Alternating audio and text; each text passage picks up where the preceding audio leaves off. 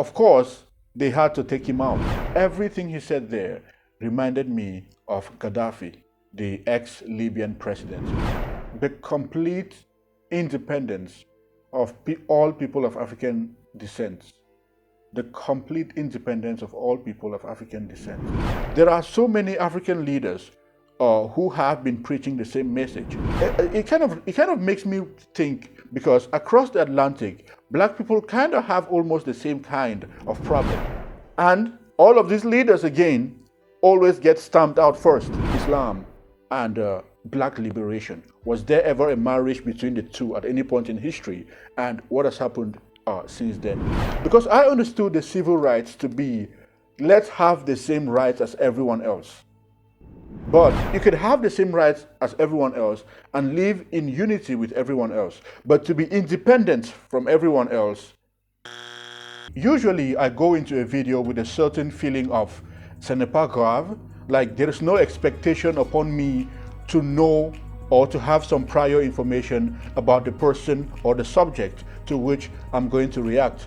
But today I kind of feel a little bit, I don't know if I should use the word guilty, but I certainly feel as though this is a personality about whom I should know more.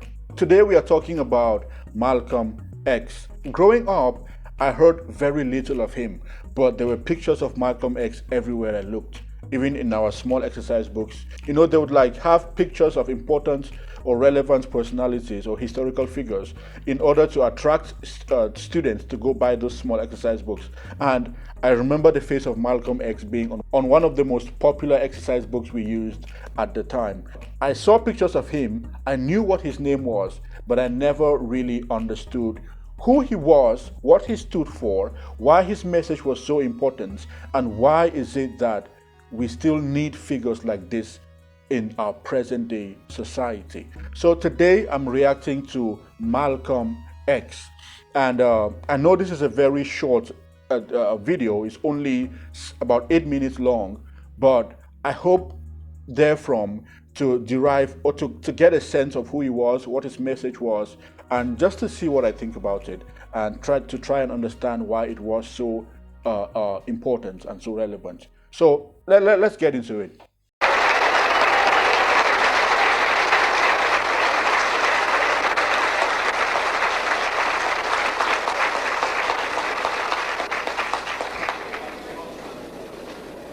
Assalamu alaikum. Mr. Moderator, our distinguished guests, brothers and sisters, our friends and our enemies.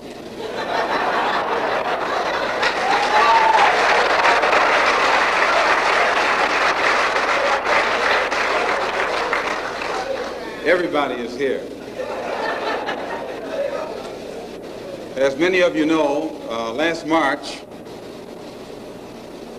when it was announced that I was no longer in the Black Muslim movement, it was pointed out that it was my intention to work among the 22 million non-Muslim Afro-Americans and to try and form some type of organization or create a situation where the young people, our young people, the students and others, could study the problems of our people for a period of time and then come up with a new analysis and give us some new ideas and some new suggestions as to how to approach a problem that too many other people had been playing around with for too long. And that we would have some kind of meeting and determine at a later date whether to form a black nationalist party or a black nationalist army.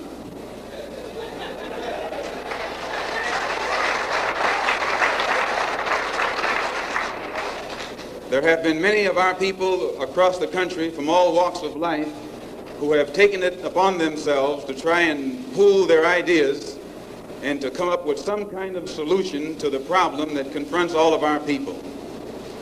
And tonight we are here to try and get an understanding of what it is they've come up with.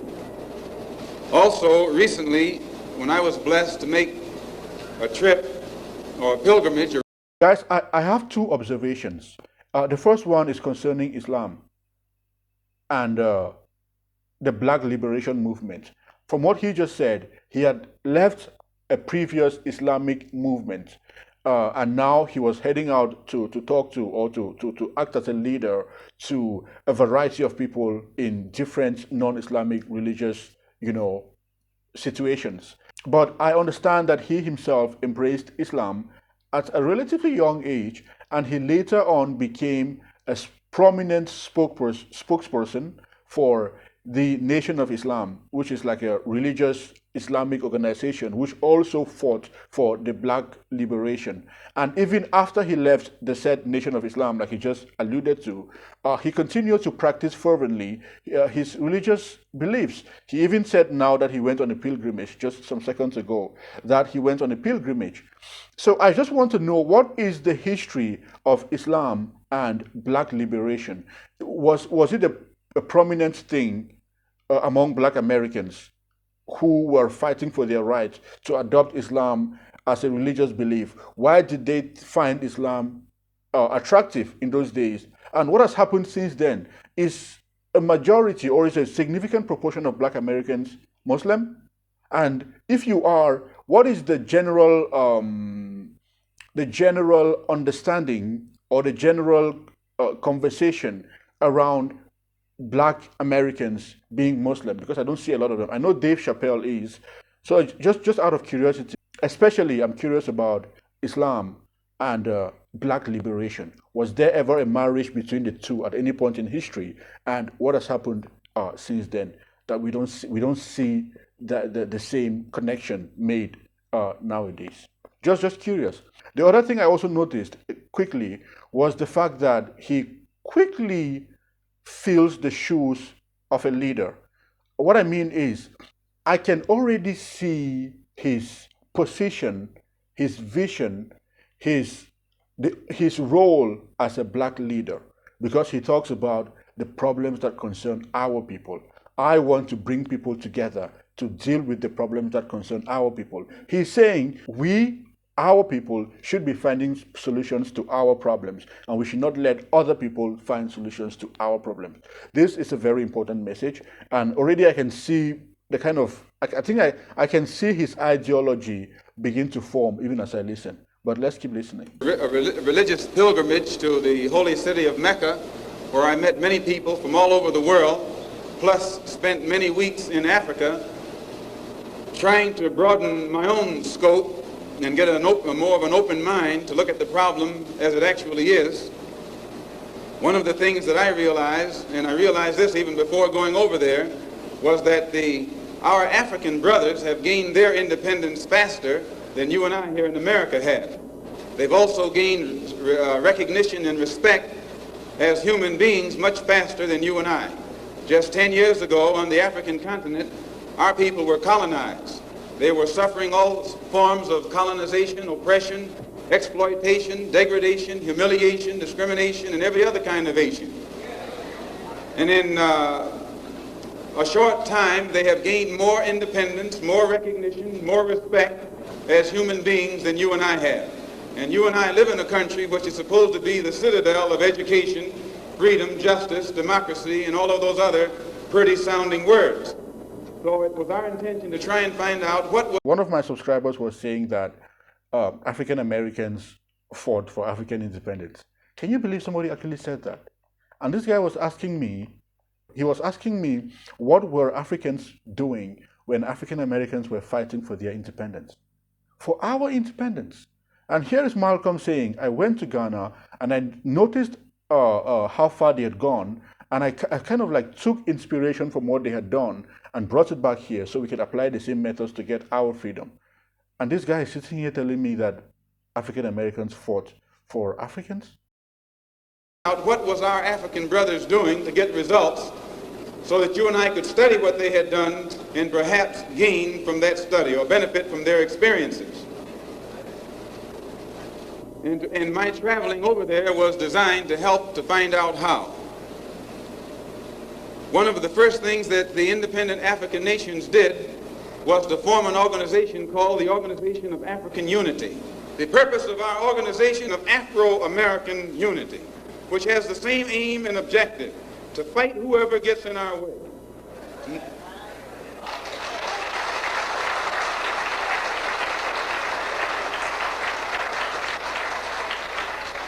To bring about the complete independence of people of African descent here in the Western Hemisphere, and first here in the United States, and bring about the complete independence of all people of African descent. The complete independence of all people of African descent. Complete independence. Complete independence. So it's not just about give us our rights to be like everyone else, give us the same privileges that you extend to everyone else, give us the same freedoms that you extend to everyone else, but we want to be independent of you. Financially independent, politically independent, or economically independent, or all of these independencies together. I don't get the whole the independence. Was he like saying that we should be independent from you guys? Was he saying that African Americans or people of African descent, as he so names them, should be independent politically, economically, and socially from people of other, descendancy? Is that even a word? But you get what I mean. Is that his message? Because I understood the civil rights to be, let's have the same rights as everyone else. But you could have the same rights as everyone else and live in unity with everyone else. But to be independent from everyone else is... Bring about the freedom of these people by any means necessary.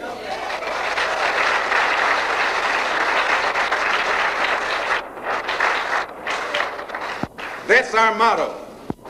The purpose of our organization is to start right here in Harlem, which has the largest concentration of people of African descent that exists anywhere on this earth. There are more Africans here in Harlem than exist in any city on the African continent, because that's what you and I are, Africans.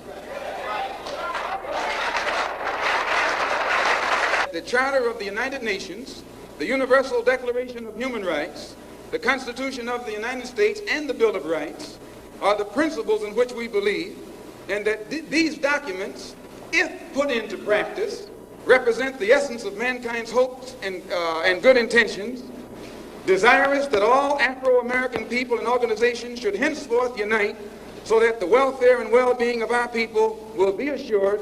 We are resolved to reinforce the common bond of purpose between our people by submerging all of our differences and establishing non-sectarian constructive programs for human rights. We hereby present this charter. Number one, the establishment. The organization of Afro-American unity shall include all people of African descent in the Western Hemisphere.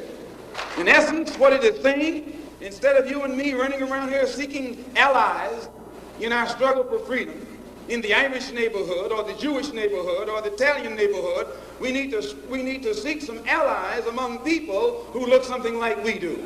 And once we get their allies, it's time out for you and me to stop running away from the wolf right into the arms of the fox, looking for some kind of help. That's a drag. Number two, self-defense.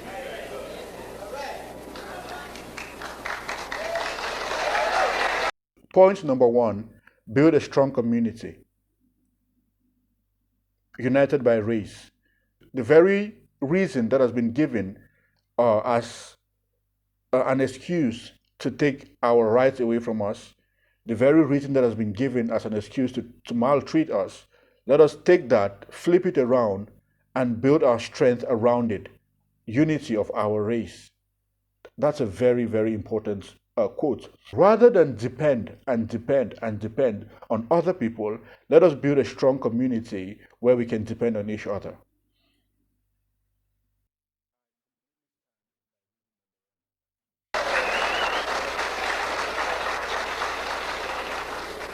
Since self-preservation is the first law of nature, we assert the Afro-American's right to self-defense. The Constitution of the United States of America clearly affirms the right of every American citizen to bear arms. And as Americans, we will not give up a single right guaranteed under the Constitution. The history of unpunished violence against our people clearly indicates that we must be prepared to defend ourselves, or we will continue to be a defenseless people at the mercy of a ruthless and violent racist mob. That is clearly not the whole speech. I will now have to go look for it. But everything he said there reminded me of Gaddafi, the ex-Libyan president. He was the one pushing for these kinds of ideas and methods and approaches on the continent of Africa, where he said, let all of Africa come together as a single unit and build their strength on their numbers. Let them all come together and speak with one voice.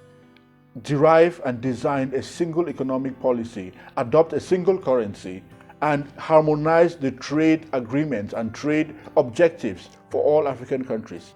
And he was saying that we can harness the strength of our numbers to grow our continent. We would be more influential, we would be more powerful, we would be more worthy of respect if we come together than if we continue to battle for the same thing as individuals. And of course, they had to take him out. The same thing with Magufuli and all the African leaders. Thomas Sankara was saying the same thing. There are so many African leaders who have been preaching the same message. It kind of makes me think, because across the Atlantic, black people kind of have almost the same kind of problems. It's the same fight against oppression. It's the same fight against these kinds of discrimination. It's the same fight against, systematic forces that prevent us from moving forward in life. And again, it's always the same answer that is provided by leaders like this, saying Africans have to come together, be it, the African Americans or Africans on the continent. One of the greatest strengths that we can be able to call on in times of distress is our unity. And all of these leaders preach the same message. Let us all be united, let us have the same purpose, and let us be willing to punch back at anybody who would have us stamped under their boot.